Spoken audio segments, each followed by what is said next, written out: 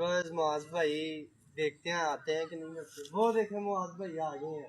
मुआज भाई क्या हाल है? ठीक ठाक है? आजे कैमरा मैन साथ आ गए। मैं आपका बहुत बड़ा फैन हूँ भाई। आपका मैं यूट्यूब चैनल देखता हूँ। थैंक यू भाई जान, थैंक यू आपका।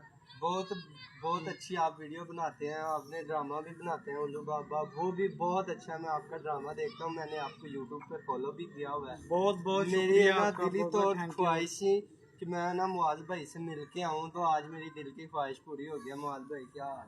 ठीक ठाक। कहाँ से आए हैं आप? मैं भाई शेखुपुरा से आया हूँ, आपसे स्पेशल मिलने के लिए आया हूँ। और अब मैंने आपके टिकटॉक पे भी, यूट्यूब पे भी, इंस्टाग्राम पे, सभी जगह पे आपको देखी है आपने वीडियोस वगैरह ड्रामा सारी देखे हैं सारे? सारी देखी हुई है। चले, ये तो बहुत अच्छी बात है। चले, आप इतनी दूर से मेरे से मिलने आए हैं, बहुत बहुत शुक्रिया। जी। और आपको मैं गिफ्ट करना चाहता हूँ मोबाइल, आपके लिए मैं गिफ्ट रखा था। ठीक है, कोई बात नहीं। आगे भी मतलब कि फॉलो करो, लाइक करो, सब्सक्राइब करो। ठीक है भाई। ओके ओके भाई।